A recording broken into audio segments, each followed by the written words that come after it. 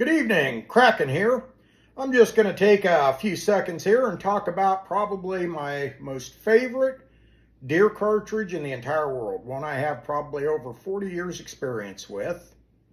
And before everybody says, another 6.5 Creedmoor video, it is not that. It is actually the 2 3/4 inch Winchester Super X 1 ounce rifled deer slug. Now, there's a few things that people don't understand about rifled deer slugs. Number one is the rifled deer slug is probably the most perpetrated fraudulent form of advertising in the ammunition community. And it's really simple. These are advertised as a rifled slug with a hollow point. As you can see, it has a very small hollow point. They, however, do not expand.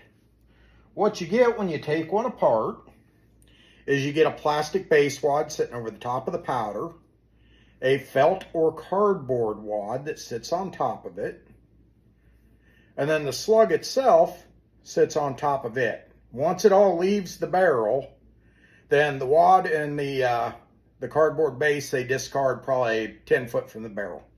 So what you're left with is a front-heavy, full-lead slug with grooves machined into it, and it's hollow based. So it's front heavy and it flies like a shuttlecock. The common myth is that everybody thinks that those grooves impart spin, the name rifled slug.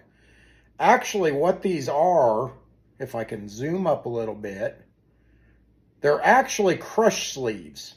So back in the day before there were improved cylinder slug barrels, Grandpappy took his old Model 12 full choke Winchester out of the duck blind, and in states where these were the only legal form of take, loaded up a few slugs and we went deer hunting.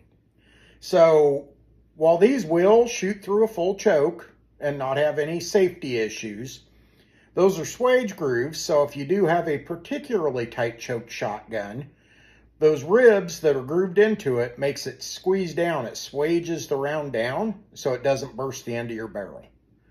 They stroke out about 1,600 foot per second and are absolutely devastating within about 100 yards.